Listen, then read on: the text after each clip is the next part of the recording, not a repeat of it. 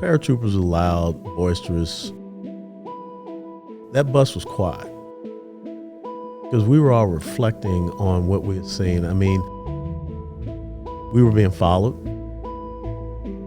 by the East German Stasi police. You could look up and you can see the security cameras and everything like that. You saw the streets, the potholes in the buildings, the fact that you were going in the stores and the shelves were not completely stocked. The people had no smiles on their faces. It was sad. And guess what? I'm starting to see some of that here in the United States of America. I think it is fixable, but first and foremost, as Benjamin Franklin said, it's a republic if you can keep it. As a citizen, not a subject, but as a citizen, we have a responsibility to keep this constitutional republic. If we are not engaged and informed, then we don't make the right type of decisions.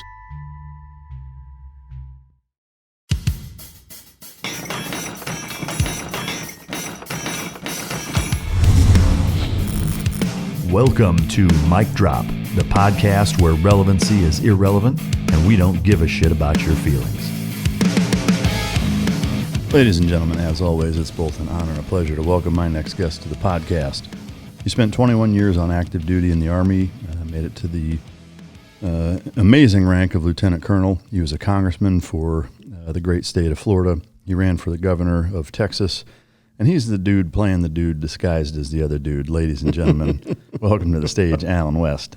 I never heard it put that way. I kind of use the dude playing the dude disguising as the dude. I mean, but hoo-yah, how you doing, Mike? Great. It's an honor to have you here. It's kind of surreal. I've seen you on TV and I've known about you for a long time, and to finally get to meet you and interview we're you neighbors. I know it. It's crazy. I didn't know you lived so just close. on the other side of the lake from you. Yeah, wild.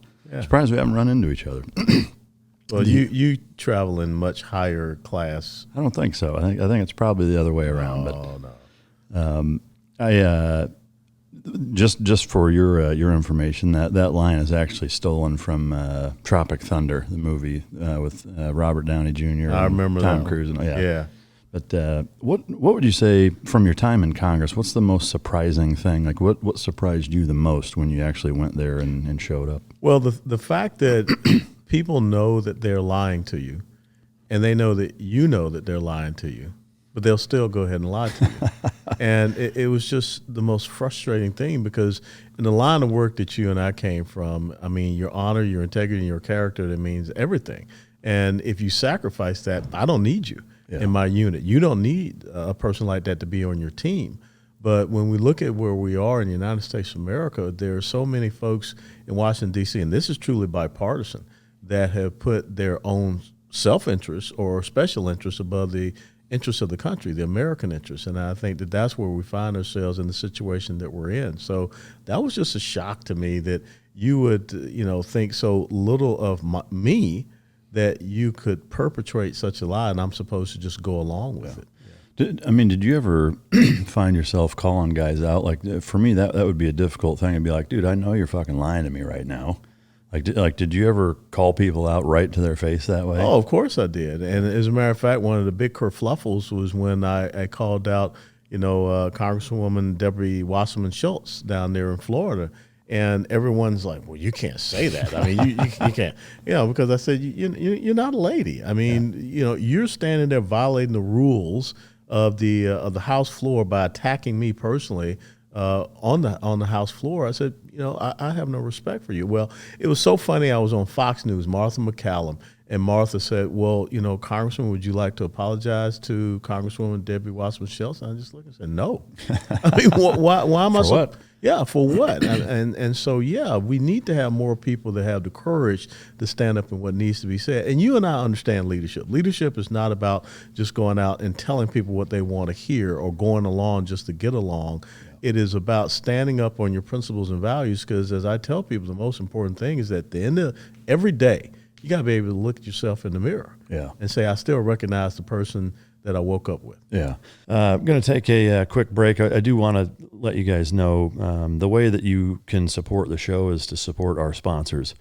I know some people don't like to hear ads, but that's how I do what I do for a living. So Any support you can show for our gracious sponsors is much appreciated, and again, it does support the show, so thank you. What are the two key components for canine success? That's effective training and proper nutrition. Fueled by Team Dog brings those two components to your family and best friend. The perfect nutritional balance that results in a higher mental acuity, energy, overall vitality, and even an improved appearance. Every product you will find in my company's store was born from the battlefield and not from the boardroom. Let my life's work help you become your dog's hero.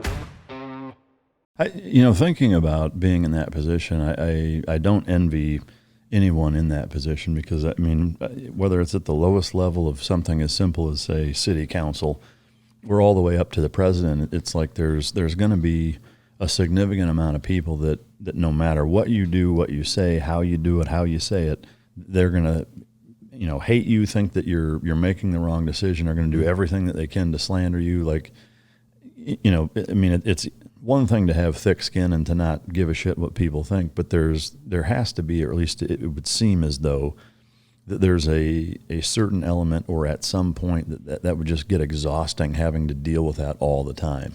If you know you're on the moral high ground, you just don't care. Yeah. One of the maxims that I grew up and I share with a lot of people is that you never allow irrelevant people to cause you consternation. Yeah.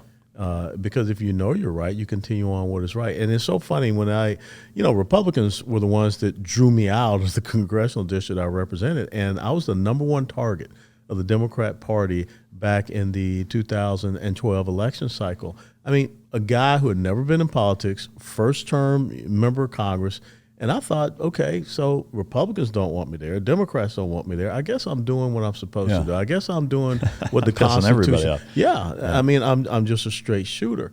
But there were so many of the far lefties down there that said, we don't want you, we want you gone, because they just didn't like the fact that I wasn't in their camp. Yeah. But I was at a grocery store, and you and I were talking off camera about do people recognize and everything. But I was in a grocery store, and a person came up to me and said, we miss you not being there. I may not have liked you, but at least I know where you stood. Yeah. And I think that's what people want. They just want the certainty of knowing that your yes is a yes and your no is a no. Yeah. To me, that's such a good point, and it's so rare nowadays that's actually the case with almost everybody. It seems like there's always an ulterior motive. Was there a best perk about being a congressman?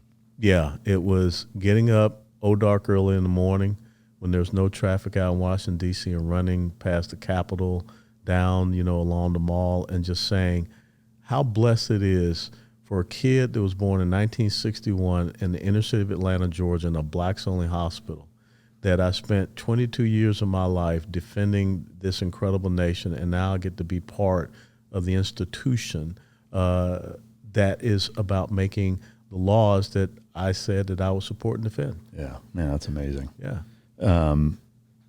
It was running around the Capitol, was that pretty much a daily routine for you? Well, I'm an old paratrooper, so I can't do it like I used to do. So I have to have at least one day off. But when I was up there in D.C., Monday through Friday, normally I'd take a Wednesday morning off, and I still do that. But still just to get up and get that fresh air, even, no matter what the temperature was. Yeah. It was an exciting thing to be able to do, to see the Capitol, especially on a foggy morning. Yeah. It's just a beautiful sight. Yeah. I can only imagine to also be able to think to yourself, I work there. Yes. That was the whole thing. That this is my office. Yeah. And how many people have had the incredible opportunity of doing that? And really, Mike, that's what we've got to start stressing in our country. When I hear all this talk about equity and all this stuff, that's just trying to force and coerce people into an equality of outcomes. Yeah. Instead of realizing that, you coming from Waterloo, Ohio, me coming from the inner city of Atlanta, here we are, having served our country, that's equality of opportunity. Yeah. It says no matter where you come from, just set your sights. And in America, we want you to set your sights high. Yeah. And you have the opportunity to be successful in whatever you pursue. But too many people now just want something handed to them. Too many people, they wake up, I'm a victim. Yeah. No, I agree. I think our country has been too successful for too long, and it's created a system and a culture of entitlement that's either going to break the country entirely or at least force it into the hard times create strong men. There you go. I was just thinking again, about that. Yeah. That's right. And the hard times that create the strong men, and the strong men create the good times and the better times, and then the good times and better times create weak men. Yeah. And it just continues to perpetuate itself. I hope that it continues to, and we haven't completely lost it. Sometimes I freak myself out a little bit, I think, in seeing some of the things that go on. But is there a worst part of Washington, D.C.? Well, yeah. I mean, again, when I think about the fact that, being up there as a member of Congress or even over in the Senate side, you can wake up every day and never have to feed yourself. Yeah. Someone's going to be there to give you breakfast, lunch, dinner, come tuck you in and give you a midnight snack if you want. But part of that is that you're selling yourself. Yeah. You're losing the relationship with your constituents, and you're more so leaning toward the special interests. And again, I remember, hey, come on downtown, D.C., and we can go and we can have a steak at the Capitol Grill. And I was like, hey, man, on my way walking home, there's a Popeye's chicken. I'm good. Okay. I don't need, some big fancy steak dinner. And that's what creates that chasm. So I'm a firm believer in the whole term limits thing. Yeah. Because our founding fathers never intended for people to go to Washington, D.C. and make it a career, Yeah. or any elected position and make it a career. I'm curious about that. I agree. I think term limits are a necessity. To me, the big question is what is that happy medium? Because one of the problems I think in the military is too high of a turnover rate in some cases. Like there are some units or entities that it's like, you can only be here for 2 years or 3 years and you have to leave, and it's like nobody's ever there long enough to kind of become a subject matter expert. Now, that's different, I think, because you're talking about usually some integrated weapon systems or there's technology woven into, the capability or what whatever the reason is that you're there. A big part of that job is knowing technical data on something, whether it's, again, a weapon system, a platform, whatever it is. But I do think that sometimes our military kind of sweeps our legs out from under ourselves that way in forcing, fresh turnover so often that you're kind of constantly, spinning your wheels or starting over. From your standpoint and experience there, what do you think a good amount of time from a limit standpoint looks like? Well, I think in your highly specialized units, special operations like you're in, you want to have people that have that longevity more so than in the regular conventional military where, you have a logical progression and you're supposed to learn within that period. I don't think that you need to have someone being a platoon leader or platoon sergeant for, 6 or 7 years, because that stagnates the ability to grow. And I think that's one of the things we're seeing in Ukraine right now, where the Russian military does not invest in the training of their young troops, being officers or the enlisted, which is what we do. But I will tell you that the longer you stay in a position, I believe, the more that you believe the position is about you. Yeah. And so, when I was a battalion commander, maybe 3 years. But I think if you go more than 3 years in a battalion command position or command master chief position or sergeant major position, you begin to think it is more of you. And so you want to keep that freshness, that turnover, and the bringing in of new thoughts, perspectives, and ideas so that the unit can continue on. What do you think as far as the 3 or maybe 2 branches of government? I guess, I'm curious to get your take from a Supreme Court standpoint. There, obviously, it's a lifetime appointment. Do you think that because of what you just said, would you say that applies to them, or do you think that should stay a lifetime? No, many people, as a matter of fact, you read the Liberty Amendments of Mark Levin, that's one of the things he talks about is, looking toward term limits on the Supreme Court justices. Because, there's a point in time when, staying there at 85, 90 years of age, you're losing a step. Yeah. And so I think that we could look at doing that, but I don't want it to be ideologically driven. Yeah. Because it's so important that we have and understand that Article 3 of the Constitution, the courts, the judicial branch, They're there to interpret the law. They're not there to make law. And one of the problems that we have is that we have so many people that believe the Supreme Court can go up there and make a law. Yeah. And so, this whole Roe v. Wade thing, this was a constitutional decision that said that this is not an enumerated power to the federal government. And Article 1, Section 8, there's only about 17 things that are enumerated to the federal government. The federal government's got way outside their limits and their boundaries. So they said this goes back down to the states and to the people, which is what the 10th Amendment says, if it's not enumerated to the federal government. So we have got to get to the point where we understand that we have constitutional rights, we have constitutional roles, duties, responsibilities, jurisdictions, and purviews, and let's all stay in that box. Let's not use, these positions to try to leverage, our own offices. When Barack Obama, stood up there giving a State of the Union address, and he says before the joint, Congress, House and the Senate, that I have a pen and I have a phone and I'm going to do what I'm supposed to do.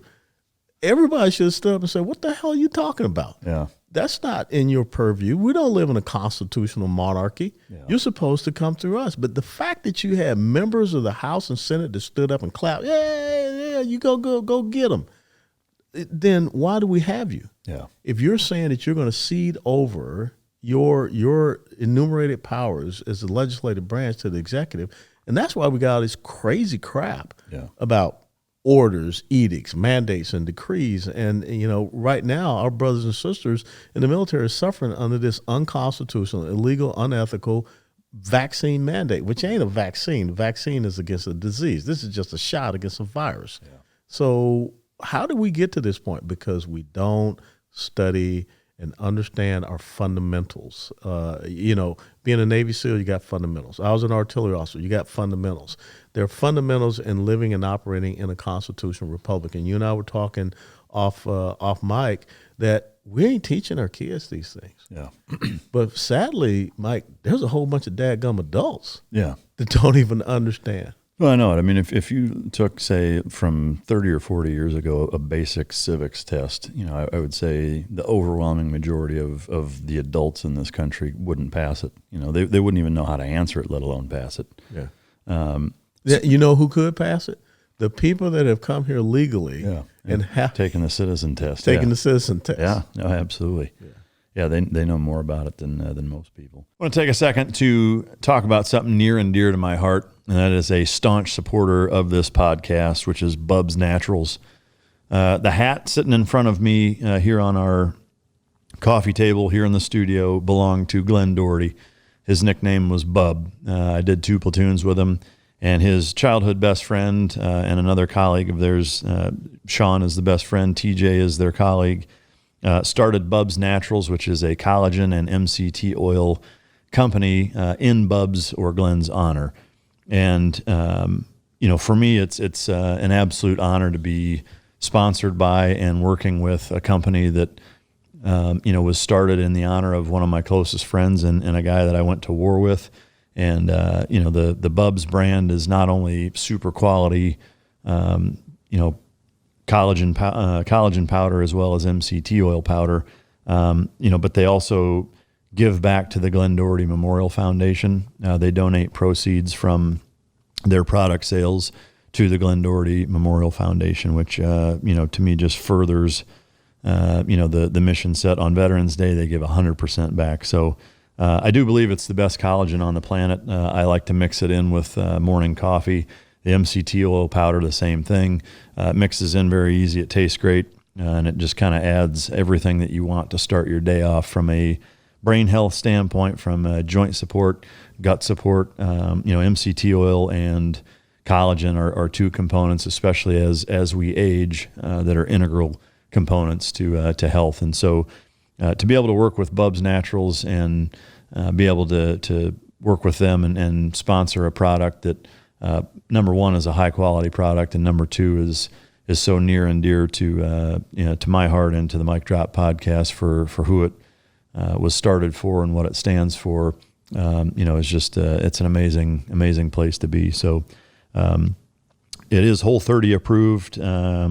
It's sports certified, so you're not going to run into any problems with that. And I will say that right now they're offering 20% 20% off if you go to bubsnaturals.com and use the mic drop code. So I really highly encourage you to try it out, incorporate it into your day-to-day for joint health, for brain health, for cognition, for gut health, and to support an amazing organization that does a lot of things in Glenn Bub's honor. So go to bubsnaturals.com. Mic drop is the code, 20% off. So from a term limit standpoint, then, if you look at the House and Senate? Yeah, what is your take? 12 years. 12. Okay, and this is why I say 12 years. 12 years means 2 terms in the Senate, and then that's 6 terms in the House. Yeah. And if you can't figure it out, if you can't get something done in 12 terms, we don't need you. And it's not transferable. Yeah. Okay, you don't, you're in the House, and then all of a sudden you want to be a senator, and you think your clock starts. No. 12 years is the max that you can be as a legislator there in the federal branch, and I think that's very logical. Would you count that towards the executive branch as well, like being president also? Well, he's already term limited. Thank God, But I mean, if you've spent 8 years, 12 years in between the House of Representatives, then can you not? No, I would, because they're separate. Okay. There are 3 branches of government. So if you want to serve in the legislative branch, you can only serve 12 years max. Okay. If you want to be president, okay, you can only be president for 8 years. If you want to run for president, you've been the vice president. Okay, I got it. Once again, here are your term limits. But and I think that we need to look at something with our court system, our justices. Would you do 12 years there too, you think? I'd have to look at what has been the average age of most people that are appointed to the Supreme Court, because I would think that we really don't want people up there at the Supreme Court past 65 to 70 maybe. Yeah. And so we'll find that sweet spot where they're sharp and they can really give out some good rulings and things of this nature. Yeah. No, I don't disagree with any of that. How did running for governor change you, if at all? Well, I don't think it changed me. I think it just gave me an opportunity to once again get out there across the state of Texas. I was already the chairman of the Republican Party of Texas, and it was about awakening people to, as you just talked about, Texas ain't the Texas that people think it is. Yeah. When you look at our major urban population centers, the blueprint of the progressive socialist left is happening here in Texas. They run every major population center in Texas. Folks talk about George Soros district attorneys. Well, guess what? Dallas County, Harris County, Travis County, San Antonio, Bearcat, George Soros DA. So it's happening right here, the crime and everything. So it was really about getting people to see and understand these issues that are going on. Again, who would have thought in Texas, where we have a Republican governor, lieutenant governor, Republican-controlled House, Republican-controlled state Senate, and we can't get anything about child gender modification and mutilation surgeries passed? That's unbelievable to me.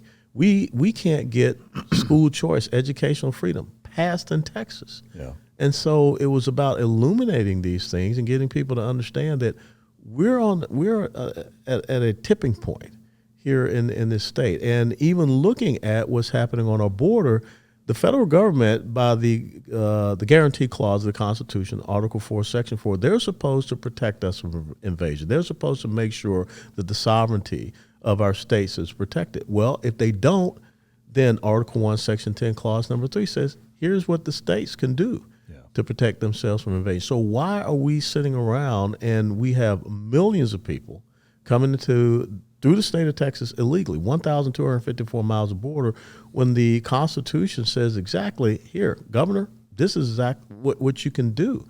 And the Texas State Constitution, Article 4, Section 7, says that as the Commander-in-Chief of the Texas Military Department, this is what you can do. And so I don't think it changed me. It just gave me ability to just sit down and say, let's just look at these things from a constitutional common sense perspective and bring solutions to the issues that we see. Were there aspects to it that kind of stifled your confidence in this state? Or Yeah. I mean, coming back and talking about folks not understanding the electoral process, when you have people calling your campaign office and saying that you're splitting the vote and Beto O'Rourke's going to end up winning, this is a primary, people. Okay, if you don't understand this, maybe you should not be out there voting. Yeah, man, that's sad. What was the last book that you read? Oh shoot, dadgummit, I just finished it. Oh God, why would you ask me this? I hate it when people ask me questions. Oh man, let's see. Now I'm gonna have to go home and pick up the book and call it because I see the cover, but I can't remember the title of it. But you stifled me on that one. Well, hey, I'll take it. I guess it probably doesn't happen very often. You got me, man. That's strike one. I cannot tell you the last book because, like I said, I just finished it. Yeah. 99 Days Across Texas. Oh, okay. That was it. 99 Days Across Texas by Kate Schober. Is young 23-year-old female, wrote an incredible book looking at all the issues in Texas. And she did it. She's a young Christian, and she did it by presenting the issue, doing a discussion, coming up with the solutions, and then showing how it related from a biblical perspective, a biblical worldview. So, yeah. Oh, it's interesting. One thing I like to ask everybody is, what does your morning routine look like for the first couple of hours? My morning routine is I wake up, except for Wednesday, is 5:30. Get out and do my PT, a nice run, and I vary it from 3 miles up to about 5.5, 6 miles. And after doing that, I come back and have a little prayer and devotional. Talk to the Lord, thank Him for allowing me to finish, and then I do push-ups and crunches. And then I'll go, shower and take care of personal hygiene. And then I'll go in and do my daily biblical devotional. And so that gets my day off to a good start. Yeah.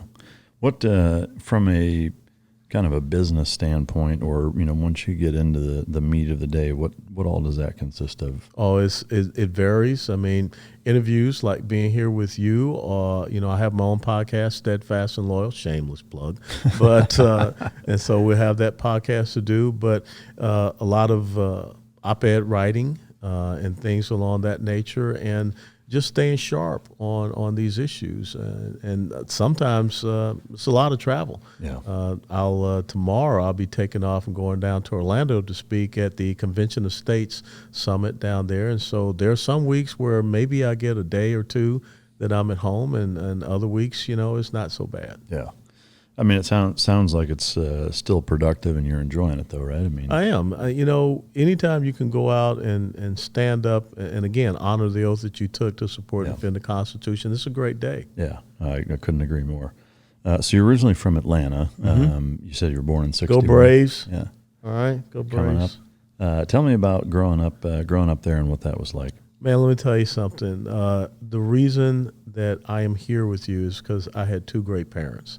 And unfortunately, in the black community now, only 24% of black kids have a mother and father in the home. My dad was a soldier, corporal, United States Army, World War II veteran. My mom did about 26 years civilian service with the 6th Marine Corps District Headquarters in Atlanta. So chances are, if they were alive, they'd tell me to trim down on the top a little bit. It's a little too high.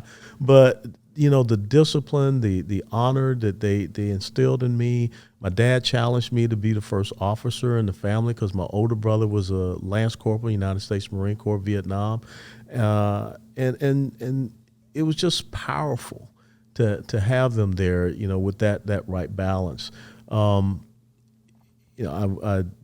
very good high school years. Even though it was an inner city high school, we didn't have police at our high school. We didn't have metal detectors or anything. Were there fights? Yeah, there were fights.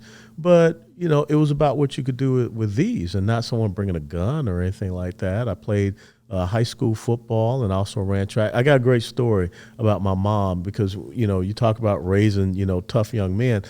We didn't have targeting penalties back in the day. If you did not lower your head and try to knock somebody out, the coach didn't want you playing defense. And so I was known for, going full speed like a ram at someone. And one game, I knocked myself out. I hit a guy so hard. And there was no ambulance or anything like that. They just broke out the little smelling sauce, took you on the sideline, and you didn't get to go home. You know, they were going to check and make sure you get back in the game. Well, my mom came down out of the stands, and my mom was an old Southern woman. She was down from South Georgia, Fort Valley, Georgia.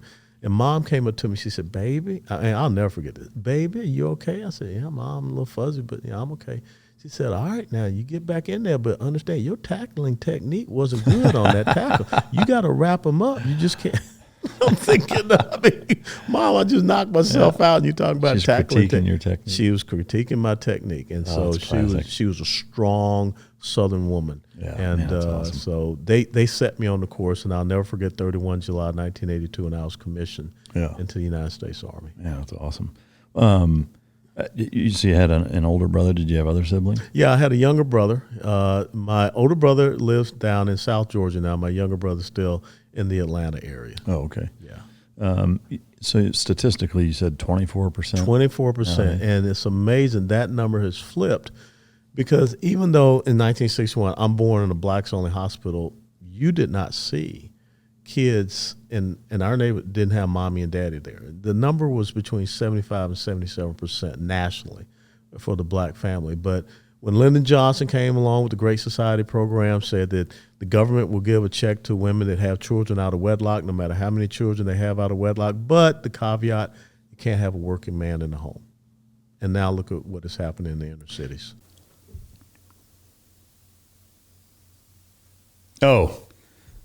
Gentlemen and ladies, are you tired of having buckwheat in a leg lock as far as your downstairs is concerned? I know I was, and so I turned to Manscaped. And this one, which reeks of excellence, is the actual one that I shorn my sack with. This is the regular Manscaped model. It's got, if you're a really hairy bastard like I am, it's got 2 different guards for different lengths. They do have an ear and nose hair trimmer. You get to be my age, and that shit starts to grow. This works exceptionally well and is very gentle as also. They have the Crop Reviver. This is also known as a ball toner, which, if you're getting ready to do the damn thing and you want to not offend anybody, then the ball toner works great. And this is the Crop Preserver, which is ball deodorant. Both of them are fantastic products. Manscaped is a hell of a brand. They're extremely supportive of veteran companies such as this one and the Mic Drop podcast. I do use the shit out of this product. It's even got this little light on it. You can hear that, ladies. I know you know what that sounds like. So I use their products. I love their products. I have for a number of years now. And now that they're working with us, if you go to manscaped.com, the code is MicDrop, all one word, capital letters, and that's for 20% off all of the ball manscaping products that you could possibly want. And again, ladies, you can use these too, because God knows we all need a little bit of help down there. So back then, about 70% had mother and father. Absolutely. Wow, man, that's incredible. Yeah. I was not aware of that drastic of a change, or huge. I was familiar with the policy, but I mean that's kind of the standard for all or most welfare, it seems. I'm not at all opposed to basic tenets of it and the thought process behind it, but I think the way that it's implemented and kind of the structure of the rules as to how it's administered is what really ends up making the problem even worse. Well, I tell folks that constitutional conservatives believe in a safety net. But the safety net is there to help you rebound and bounce back up so you can continue to climb the ladder of equality of opportunity. What progressive socialists, Marxists, statists, whatever you want to call them, what they believe in is a hammock. Yeah. And they want to continue to provide the hammock. But as you know, if you leave a hammock out, in certain weather conditions, it dry rots and you fall through. Yeah. And this is exactly what we see happening. And many of the things that we have seen occur in the inner city communities. There was a liberal Democrat New York senator by the name of Daniel Patrick Moynihan. He wrote a book called The Negro Family, and he predicted exactly what is going on. And so you and I were talking about the gang situation. When these young people don't have that strong, structured, disciplined family that they're a part of, they go look for another family. Yeah. And if they can't find something positive, sadly, they go to something negative. Yeah. And that's what we see happening. So from your perspective, from growing up in an environment where it wasn't that way and throughout the course of your life seeing it shift, what do you think the way to try to right that ship is? I think first of all, just like any addiction or whatever, you got to admit that there is a problem. And there have been a couple of documentaries that have come out, and the guys, the producer and the director from here in Dallas, called Uncle Tom. And Uncle Tom 2 just came out in August. 2 great documentaries that I would recommend people to watch, because it talks about what is going on in the inner city. It talks about this Marxist infiltration that has turned a once proud community into a community of victims, and very angry victims right now. Yeah. It for sure seems problematic. I mean, it seems like there are so many elements of that type of mentality that's pervasive throughout all or many aspects of our society that are all equally dangerous. Where was the kind of, or was there, I guess? I mean, if both your parents had service backgrounds and your older brother, was there a time where you just kind of decided, I want to join the military, or was it kind of that way all growing up? 15, man. Yeah. Dad sat me down, and that's when he said, you're going to be the first officer. So I was in high school, junior ROTC, going back, was that 1976, 77?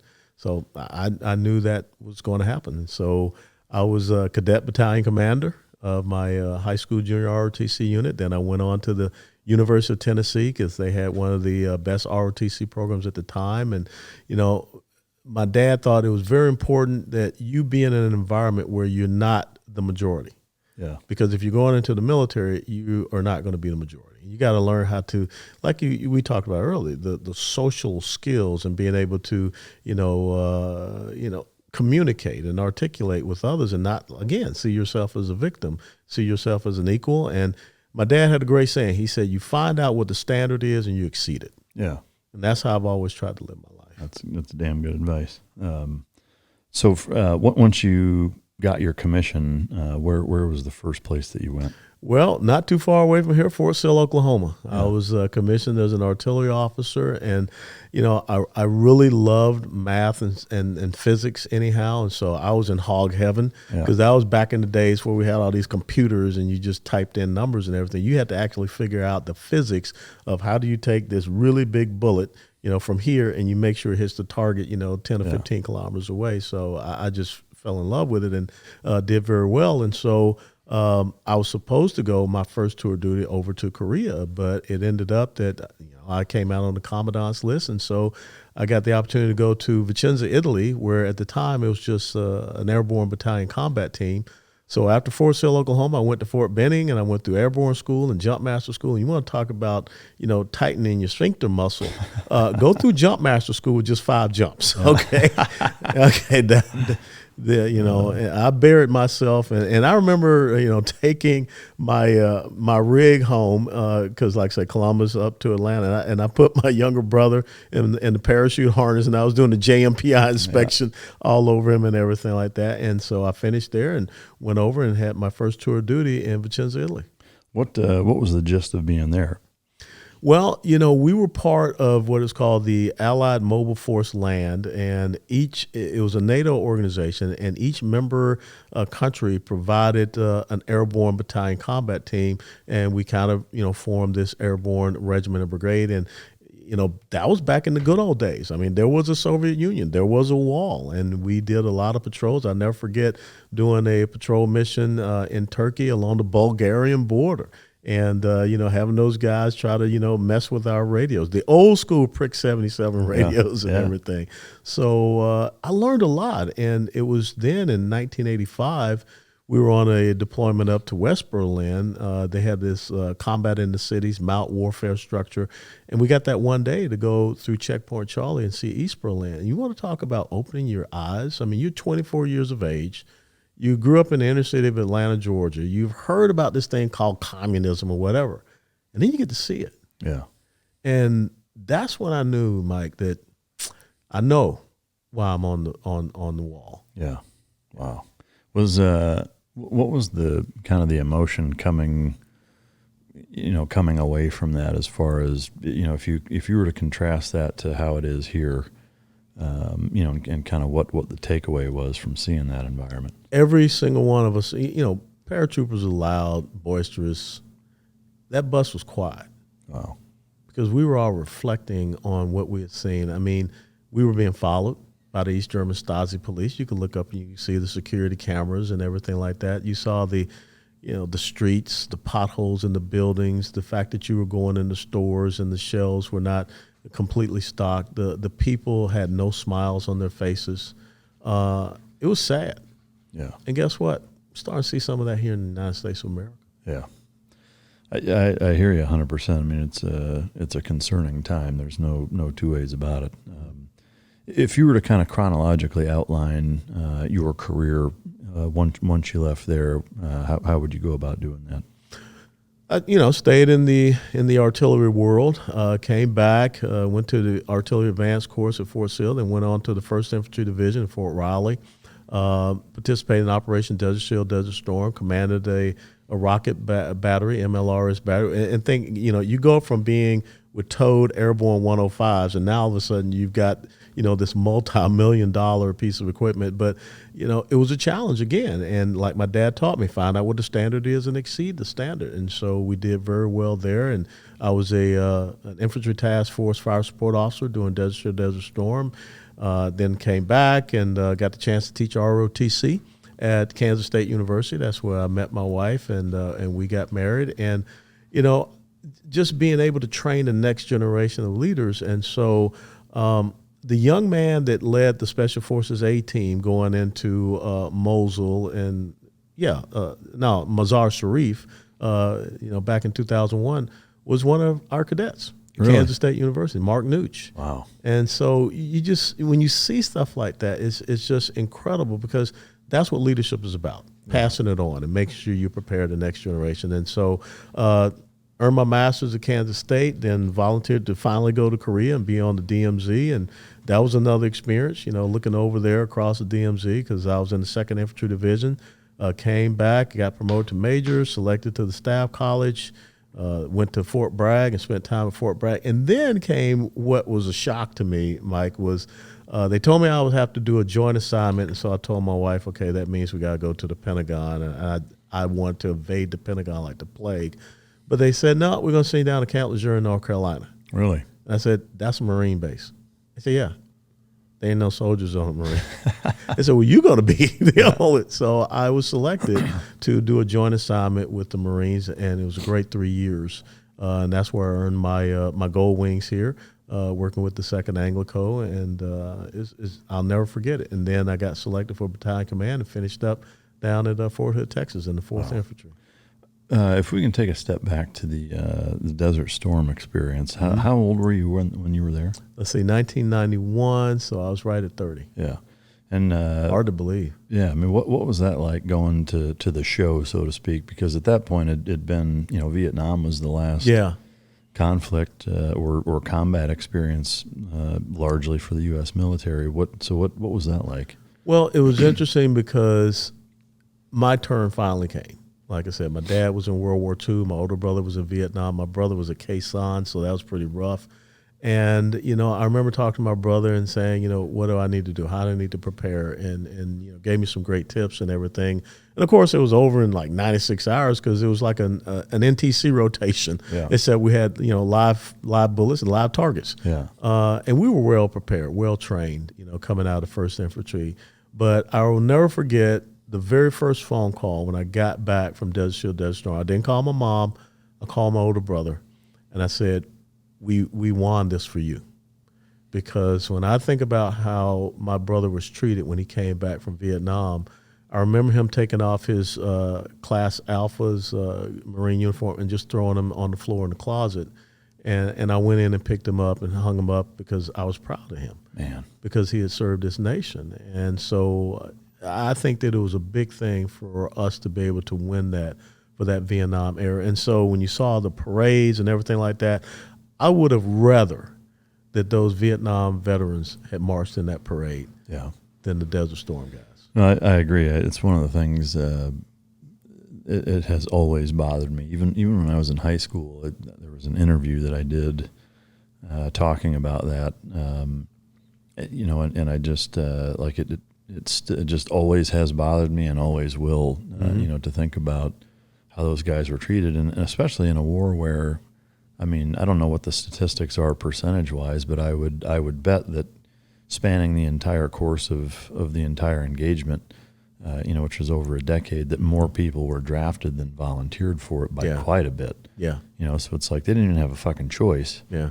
And you're still going to spit on them and whatever. I mean, not that should matter, I guess, ultimately. I mean, people that volunteer to do that don't deserve it either. But, it's just, to me, it's such a black eye on this country in terms of our history where that's how we treat, people that are just doing a job. And I think that now we have the new black eye because we are discharging right now those same brave individuals.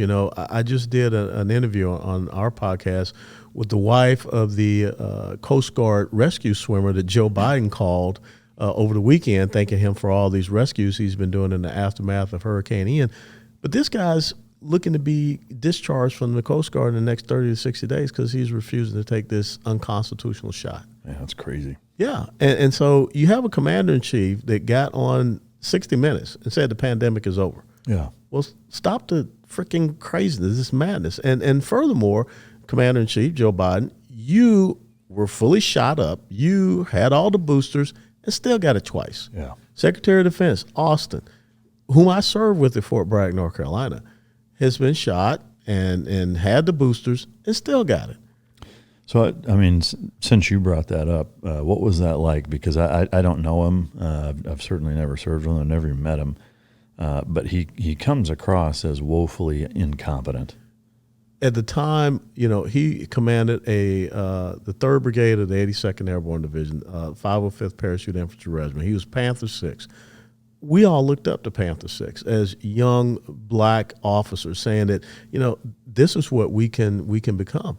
I look at him today, I was like, I don't know who you are. Yeah. You're not the same person that I remembered as a brigade commander in the 82nd Airborne Division. And that when you start to hit that 2-star, 3-star, 4-star level, those are all political appointments. Yeah. And you have to start looking at under which regime did these guys rise in rank. And I think you see it. And sadly, he's forgotten his oath to the Constitution. He's forgotten that he's supposed to be caring for his troops, even though you're in a suit and tie, even though you've been appointed as a political office, Secretary of Defense, you're still supposed to be looking for these troops, not caring about anybody's ideological agenda. And if you don't, then say, I can't do this. Yeah. As you guys know, I am a gun advocate. I'm a 2A supporter. I have been my entire life, served in the military. I carry a gun with me pretty much everywhere. And I recently came across and became a member of USCCA, the United States Concealed Carry Association. And I want to tell you about this group because they're a phenomenal patriotic company that understands the advantages and the importance of carrying a concealed gun responsibly. One of the biggest issues, I think, with the anti-Second Amendment crowds these days is one of it's not understanding what it takes to carry a gun and really even how they function and what it is to shoot them, but also assuming that people are carrying guns that have absolutely no idea what they're doing. What I love about USCCA is that they have 200 easy-to-understand videos that give you a lot of training. It's not just firearms training, though. It's laws that are constantly changing. It's the legalities of if you find yourself in this situation, this is what's legal, this is what isn't. It's kind of a step-by-step process that gives you advice and counsel on how to operate a concealed weapon, both within the parameters of the law and also from a morality standpoint, kind of the right way to go about it, which is a critical component. Speaking of the legality aspect, they also provide liability insurance. If you are a USCCA member and you get into a confrontation where a concealed weapon is used, they provide that insurance for that scenario, which to me is priceless. And it's also very necessary should you find yourself in that position. They have a 24/7 access network to legal providers and attorneys in whatever state that you're located in whatever area that altercation takes place in. that they assign you that person for that jurisdiction, so that it's applicable with all of the statutes and laws of that area. The initial sign-up fee is as low as $29. They have different levels that you can go 1, 2, and 3 to become certified. It's a phenomenal company. If that's not enough, they also, being a card-carrying member of the USCCA, you also get 30% off brands like Sig Sauer, Galco leather holsters. I own both. I have a number of Galco leather holsters that I carry some of my Sig Sauer guns in, and so those are both two good brands, as well as a subscription to Concealed Carry magazine to keep you up to date on all things concealed carry. And then again, I want to reiterate that self-defense liability insurance, which is huge. So I think, with the state of our country and where it's at, being a responsible citizen means that should you find yourself in a position to protect others, I think you should put it on yourself to do that, and it's the right thing to do. You don't want to do that haphazardly, though. So, I don't think everybody should just go out and grab a gun and not know what they're doing. I think responsible gun owners should carry guns and use them should they find themselves in that position, and we all take it upon ourselves to be the protectors of those who cannot protect themselves. And I think the USCCA is a phenomenal organization that bridges the gap from your average everyday civilian that wants to get involved to somebody who actually can be a protector and make a positive net difference in society. So great group. I'm honored to have their sponsorship, and that's the United States Concealed Carry Association. If you go to uscca.com/mic drop, you can get this process started, become a card-carrying member, along with 650,000 other card-carrying members across the United States. Phenomenal organization. I can't say enough good things about them. I am a card-carrying member, and they're just a great organization. So again, that's uscca.com/mic drop. I agree. I think Millie is even worse. Same thing. Yeah, I mean, to me, with some of the stuff that he's said and done, to me it borders on treasonous behavior. No, I mean, when you're calling up Chinese generals and saying, I'm going to contact you if we decide to attack you or something, or what the debacle in Afghanistan, those 13 troops in Afghanistan did not have to lose their lives. Yeah, I agree 100%. I know, especially in the special operations community, but I know that there's an element of this that exists, militarily, is that there's always a component of, like, the really good officers are ones that don't care about promotion. They're not, checking every little aspect of their eval and making sure that all these boxes are checked to get to the next promotion or whatever. And it's always those guys that end up being the best guys for the job that get, railroaded out of the military, and the guys who have no business being in the positions but sat behind and made sure that they got this qual and went to this certification and served, under this guy for a certain amount of time, and so he knows who I am, and I was the admiral's driver for blah, blah, blah.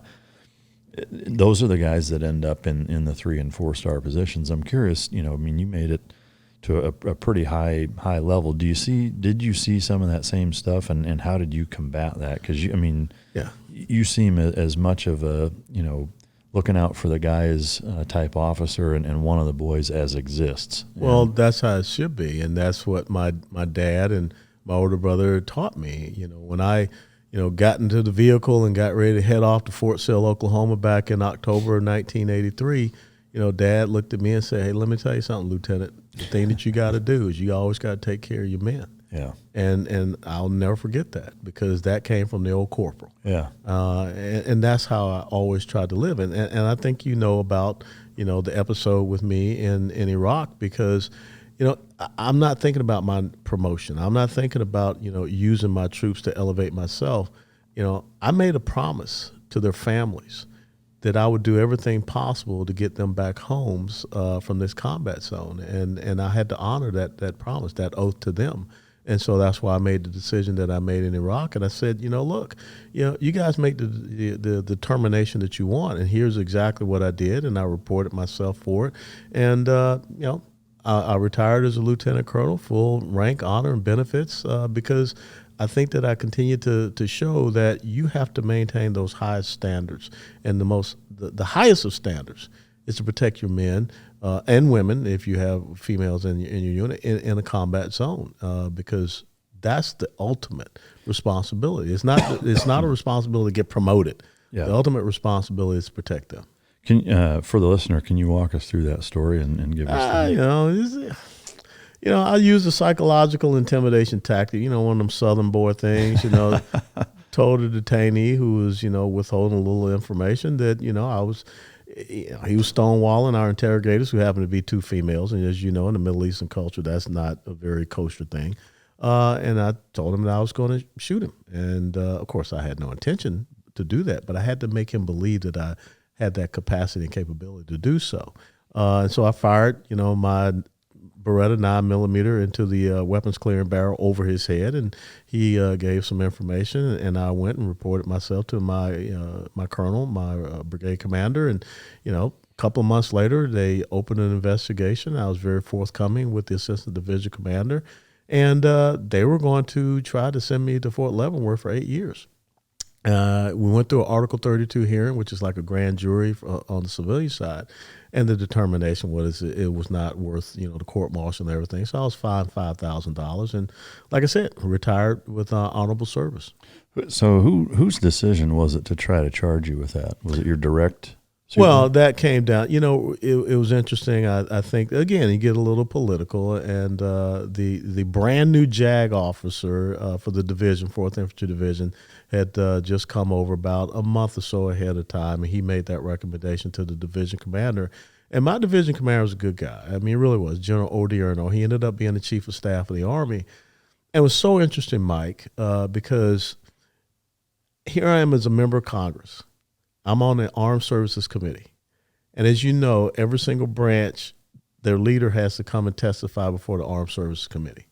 And so there's General Odierno, 4-star general, testifying before me, Congressman Allen West. Yeah. And how the tables have turned. Huh? Yeah, but the thing is that, I'm not a vindictive type of guy. I did what I did to protect my troops. And I knew that there were some things that he wanted to get attention to help the Army. And so I gave him that softball question to talk about some of these programs and everything. And afterwards, he came up to me and he voice cracked it a little bit. He said, "I couldn't be prouder of you than I am right now." And unfortunately, last year he lost his life to cancer. Yeah. But that just shows you, if you always stand up and do what is right, you're going to come out on top. Yeah. Well, and you never have to really explain yourself, No. So other than just say, "Hey, this is what happened." And that changed my life. Yeah. It changed my life because, I figured I was on my way to, getting definitely full bird, captain rank in the Navy and going on, but God put me on a different path. Yeah. And it was a new JAG officer that was kind of, he spearheaded. Yeah, it was a new JAG officer, but so be it. Yeah. It's all good. God bless him. Yeah. Well, the root word of JAG officer is jag off. So, so it's hard not to know. All right. So you end up getting, essentially kind of forced out. What was going through your head at that point where you just gotten out and now, that's a bit of a pivot career-wise in what you were expecting. So it was interesting because, my wife, Angela, her dad was 24 years active duty Army, 2 tours in Vietnam. And so, talking to her, so she's like, this is probably the time that we need to look at separating and retiring from the military, because she just got that feeling it's going to be a lot different. Yeah. And so, you got to think about, okay, where do I go from here? And I never realized how big of an issue this whole thing was until I landed back down in Fort Hood, Texas, and all these news cameras wanted to talk to me and whatever. Oh, yeah, it was a huge issue. And so, fast forward, I still continued to serve. I volunteered to go to Afghanistan to be a civilian advisor to the Afghan Army for 2.5 years. And the people in South Florida wanted me to, came to me and said, "Look, a guy like you, we need you to run for Congress." I was pretty shocked. Yeah. And so that was how, you're on this one path. But I always tell people, you got to be open and obedient to God's will in your life. And he put me on a different path. What was the process like for you decide, okay, if somebody convinces you that you should run and you make the decision, okay, I'm going to do this. What does that process look like from there logistically? Well, Donna Brossemer, she was like a local political activist and everything. She said, just because you're not in uniform anymore, it doesn't mean that your oath has ended. And that was really something monumental in my life. I said, you're right. If I committed and took an oath, it doesn't stop on this day that I retired, from the military, August 2004. I got to continue to serve this nation. And so then it's about getting out there and name and face recognition, getting people to know who you are. And because of what had happened in my military career, a lot of people did know who I was.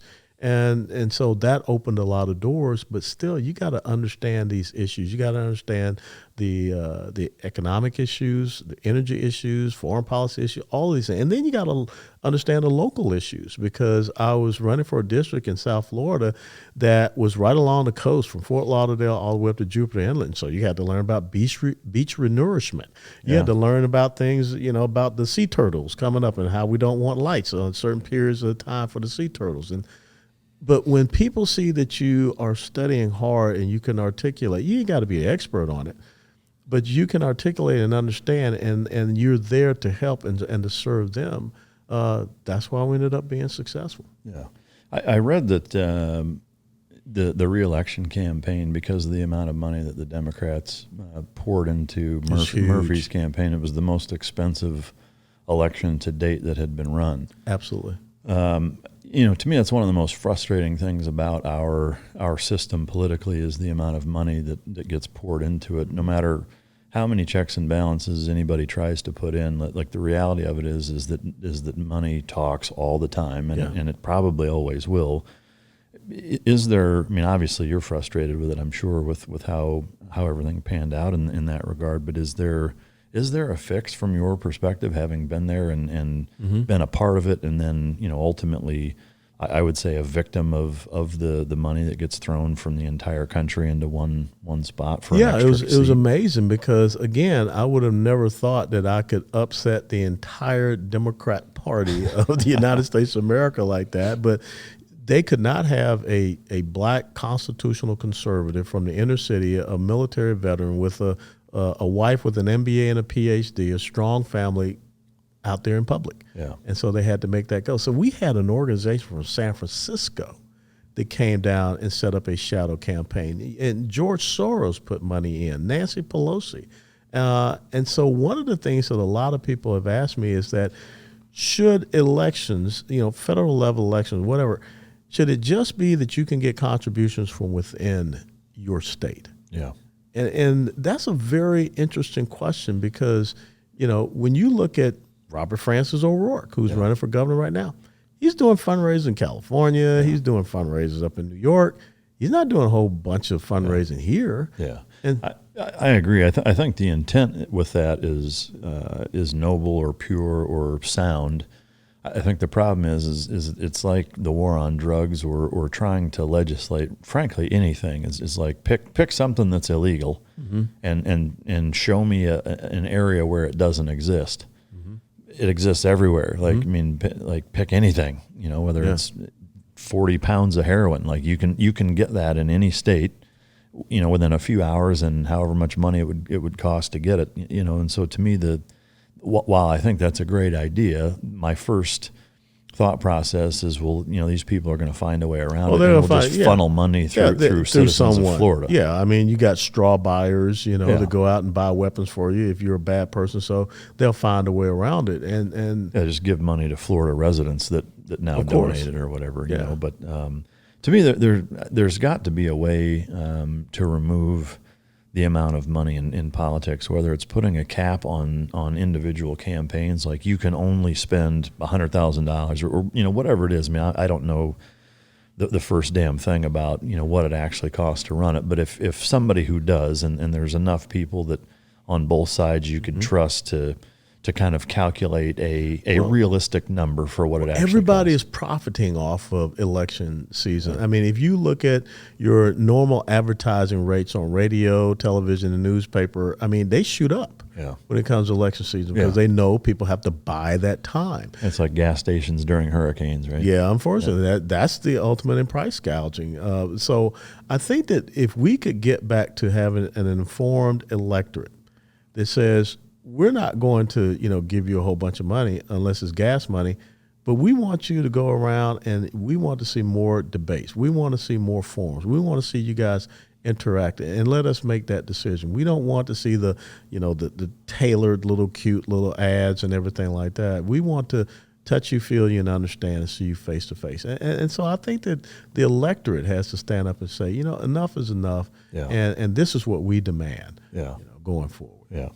I think the tricky part or the tough part with that is that ultimately boils down to public education and families, Come right back to the education thing, don't we? Yeah. I don't know what the fix is for that. I mean, to me, there's, in the book that I wrote, aptly titled I saw that. Fuck America, doing a lot of research for that, looking at the correlation between the Department of Education and... Which is unconstitutional. Yeah, and there's a direct parallel between when that was established and our nation, as a nation, competitive towards all other nations. It's just continued to plummet since then. People did not pay attention to that. And you're right. This was during the Jimmy Carter administration. And prior to this, we had health, education, and welfare, which you can also say, what's the constitutionality of that if you go back to Article 1, Section 8. But the teachers' unions came to Carter and said, we want our own Department of Education, and we want you to make that happen. And when you look at how much money we spent in HEW, or if you even look at how much money initially we spent on the Department of Education, where we're spending now, it's an inverse relationship with the money that is spent, but then the results of education. I mean, here in the state of Texas, let's be very honest, let's see if I say this right, fourth graders reading at grade level is like 35%. Wow. It's incredible. That's here in Texas. That's here in Texas. I mean, Texas is in the bottom 5 in states for education. It's sad. I mean, the whole, it's one of those things where you've got a cookie cutter system set up for all these different states that don't run the same. No. There's so many different components to it. And we cannot get education freedom, school choice passed in Texas. Yeah. And you've got, again, a Why Republican. is that? Because there's money, Mike. There's big time money involved with this. When you look at the school boards and everything like that, and the school administrators, the money that flows in through them, and they don't want the competition. They don't want you to be able to decide what's best for your child. They don't want you to say, these are my tax dollars, and I want my tax dollars to go where I think is best for my child to be educated. Arizona just passed one of the most monumental school choice pieces of legislation. The Democrats tried to undermine it and get it reversed, and they lost. But yet that should have been Texas leading the way on education. But instead, like you and I were talking about, we're out here talking all this, gender dysphoria and all this, cultural Marxism, critical race theory, and all this other mess instead of getting to the basics. Yeah. I actually saw an interview. It was on one of the 3 major mainstream media outlets. It was a morning show, and it was Jill Biden was being interviewed by Dr. somebody. Jill. Yeah, Dr. Jill. And the question was, and I actually rewound it and videoed it with my phone. I'll have to show it to you afterwards, or maybe even throw it into the episode. But they're talking about schools in America and kind of the debate on what's to be taught and whatever. And I couldn't believe the question that was being asked was, at what point do we draw the line in terms of how much say parents get in what their kids are taught? It's incredible. I was like, what kind of fucking question is that? I was like, there is no line. Yeah, parents should decide all of it. No, but think about last year. And I tell people this was the pivotal event in the Virginia election. When Terry McAuliffe is on the debate stage and he says parents do not have a right to decide what their children are being taught. Unbelievable. He wants to be the governor of the state of Virginia, and he made that statement, unabashedly made that statement. Yeah. You brought out people that had never cared probably about politics or that election, and you saw what happened. And then all of a sudden they show up at school board meetings. And how does the government respond to parents showing up at school board meetings? Them. Yeah, and call them domestic terrorists. Yeah, I mean, to me, what's equally scary, I mean, one, the fact that a guy at that level thinks that way and is overtly saying something like that. But the fact that there's as much of the population as there is that supports that or is okay, even just okay with that, to me is and should be really alarming. Look at how parents, and this shows the other side of the parents that really don't know what's best for their children. Parents are taking kids to drag queen shows. Yeah, it's unbelievable. And that's here in Dallas. That's right here in Dallas, Roanoke, Virginia. It happened. There was a church in Katy, Texas, First Christian Church in Katy, Texas, drag queen bingo, and they have it for under 18 and above 18 in a church. That's unbelievable. And the fact that you would have parents that would expose them. So, if I'm correct, if you take your kids into a XXX, store, I mean that's child abuse or endangerment, or So what's the difference? Yeah, there's none. I mean it's unbelievable to me. I mean, the fact that there's so many parents that just blindly send their kids to school and there's no follow up, to me is scary, and it's the same mentality as the iPad parents. It's like, man, here's an iPad and fucking have at it. I mean, like it has to come to a certain point where like either the train is going to come off the tracks or there's going to be a great reset of some sort or something. I mean, it can't continue the way that it is without massive consequences. And again, that's part of the breakdown of that traditional nuclear family. We talked about my mom and dad. One of the things that I remember, I would have to pick a story in the Atlanta Journal-Constitution, and at dinner, I'd have to talk about that story. But yet now, or when we were going on road trips, we had conversations. But you're right. You look at these cars now, and they got the iPad or they got the movie thing that folds down, and we just turn that on, and the kids are back there, and we don't interact with them. Or you go out to dinner, and you see the parents on their thing and the kids on their thing, and no one's talking. Yeah, it's like, what's the point? Yeah, no, it's crazy. It's scary for sure. One question, I guess I'm curious, in the same kind of vein with elections and things of that nature.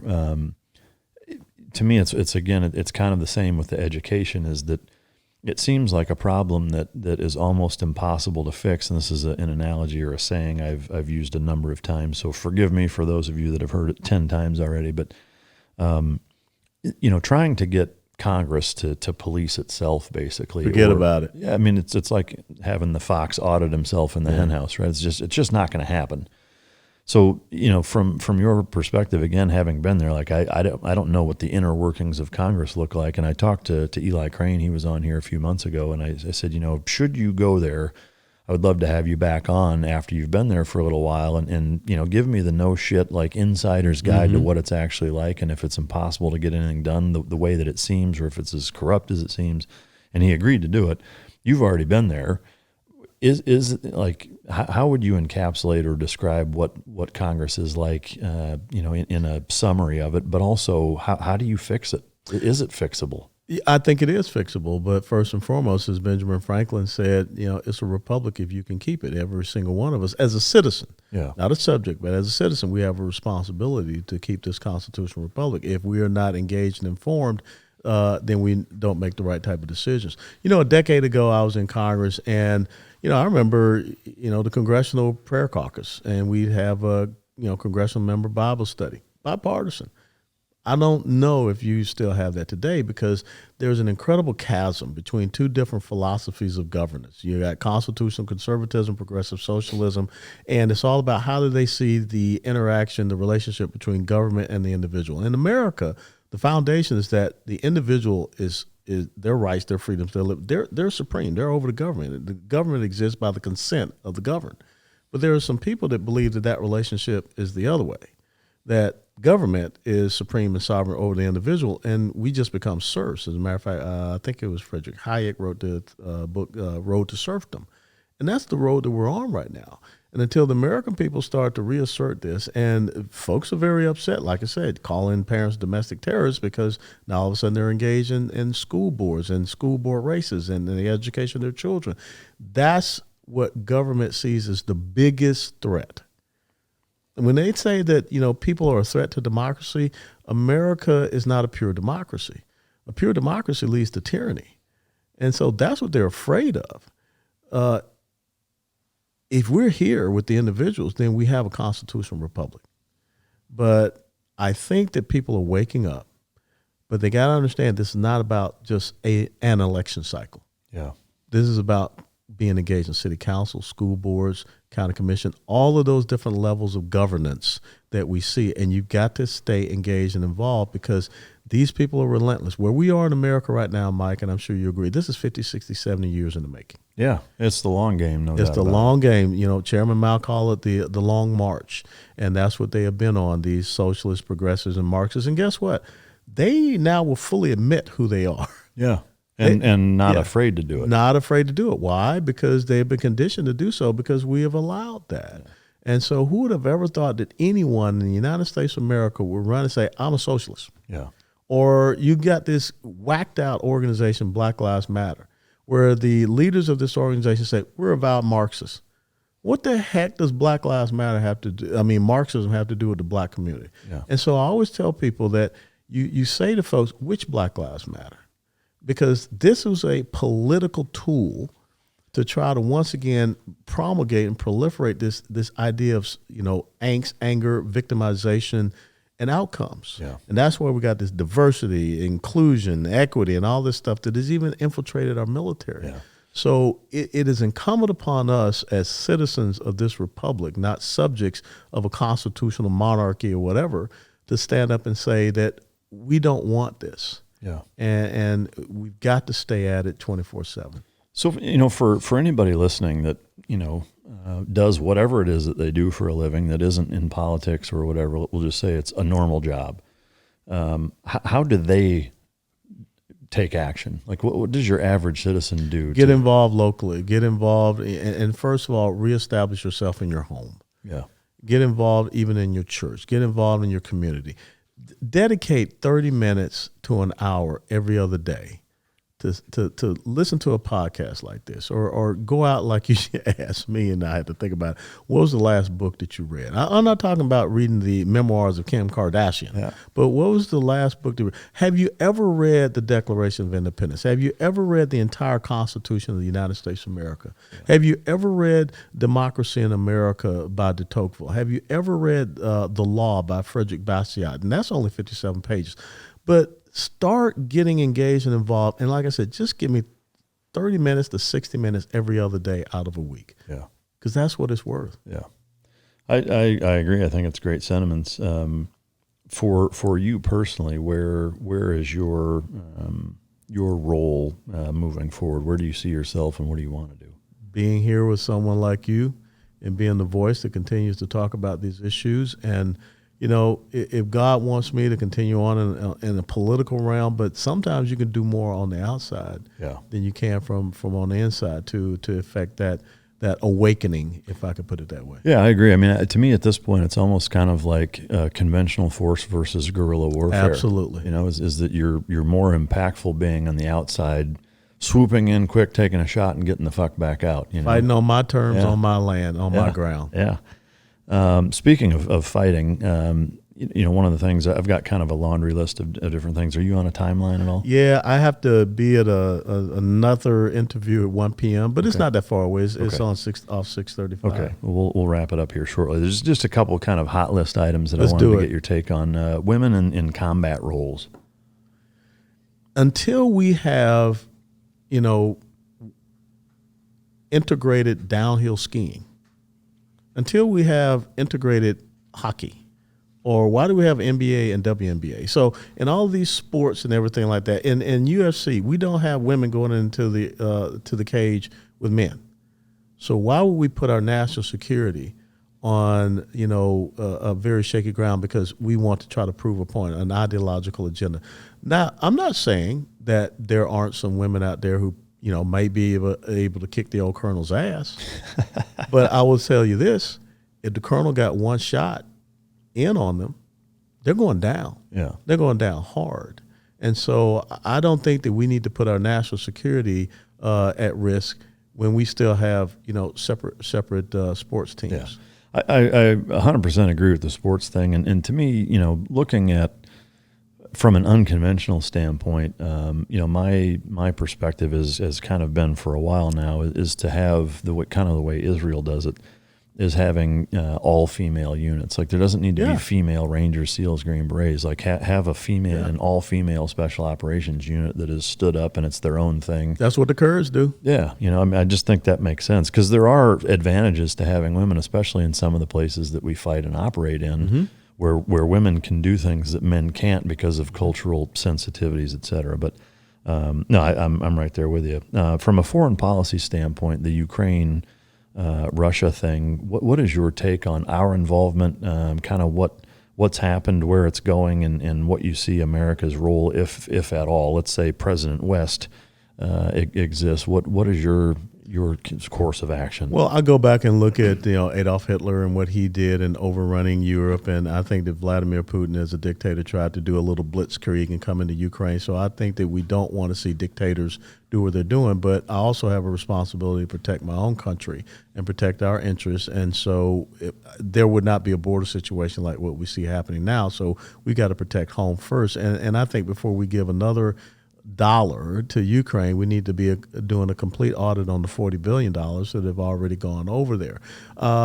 From a long ball perspective, it's important to blunt the drive of Russia, but we need to have more people in Europe stepping forward. But the number one thing that we can do to undermine Vladimir Putin is produce, consume, and export our own energy resources. Yeah. If we did that, he is not able to sustain any efforts what he had whatsoever. To me, from a paper tiger standpoint, it seems like I'm very pleasantly surprised with how hard of a time they're having over there. I mean, I get that there's a lot of people helping, and we've given some pretty advanced weapons that has been a huge thorn in their side. But even without that, like the kind of optics of what the Russian military is or was is a far cry from what it actually is, from what it looks like. I mean, they're having their ass handed to them in a lot of ways there. The fact that they didn't just do what we did in the Persian Gulf, or even for that matter with the Northern Alliance in Afghanistan for a month or two, it's like they really have had very little success when you look at the disparity between size of countries and militaries and all of that. They don't train their military members to be innovative, adaptive, and to improvise. Yeah. All right, so that's Ukraine, Russia, China. What would you do about China? Number one geopolitical foe that we have, first and foremost, I would not allow China to have its incursions that we see into the United States of America, buying up land near military installations. But the most important thing, again, is economics. And so we need to have the right type of fiscal policy that allows our businesses to thrive here and get more of our supply chain back here to the United States of America. When Bill Clinton stood up and gave China most favored trade nation status, that did not change who they were. What they realized is that if you can defeat the West economically first, that enables you to defeat them militarily. Yeah. And so that's how we have to see it. That's how we have to understand it. They are investing hugely. And you being a sailor, you're going to love a soldier saying this. The way that you extend a country's hegemonic power and dominance is not through an army. Yeah. It's through the Navy. Yeah, amen. Difference between the Spartans. See, I knew the difference between the Spartans and the Athenians. Yeah. And that still holds true today. And what do you see them building? They're building up their maritime forces. And I would tell your listeners and your viewers to read the One Belt, One Road strategy of the Chinese. They are everywhere, all over the world. Yeah. My takeaway from what you just said is there's no such thing as too many drunken sailors. That's what I got out of that. Well, if y'all doing the right thing. Bills in Congress. They need to be shorter. So here's my outsider looking in perspective, and this is especially with foreign aid, but to me, with any bill that's put forward, why is it not just it's aid for this country and it has to be passed like a bill. Like why are so many things allowed to be earmarked or? Oh, I know the Christmas tree thing, because unfortunately we have never gotten back to the regular order. And what do I mean by regular order? Every single piece of legislation should have a qualifier that says what it relates to back to the Constitution. Why are you doing this? I mean, because as I said, Article 1, Section 8, there's 17 things that are the duties, responsibilities, jurisdictions, purviews of the federal government, the legislative branch especially. How does it relate to that?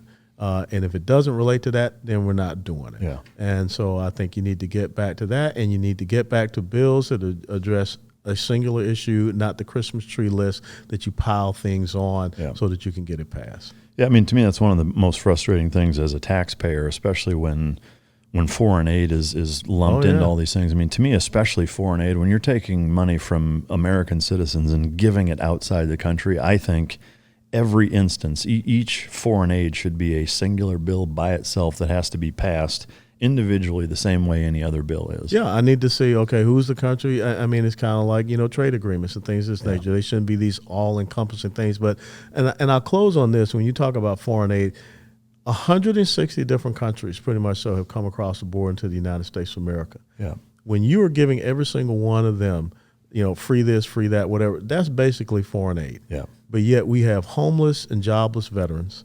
We have people in our military that we are about to kick out and put on the streets because they didn't get a shot.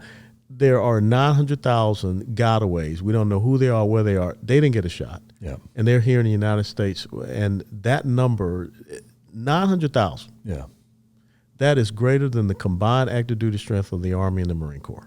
Yeah, I mean, that's a scary statistic, and even that's probably light. Like, it's impossible to know what the actual number is. Yeah. It's crazy. But I could talk to you all day. I'm going to level with you. No bullshit. I think you would be a phenomenal president. I don't know if you have any aspirations. I mean, do you plan on running for anything else? There's a Bible verse that I live by, and it's Proverbs 3:5-6. It says, "Trust in the Lord with all thy heart. Lean not upon your own understanding. In all your ways acknowledge him, and he'll direct your path." So you just pray that I will always be obedient to what God would have me to do. All right. Not west. Yeah. Amen. All right. Thank you for your time. I appreciate it. It's an honor to have you here. Don't stop. No, it absolutely We're neighbors, is. man. This is cool. We'll have to get some barbecue sometime. But absolutely. Thanks again for those of you listening. I hope you enjoyed it. If you didn't, as always, you can choke yourself.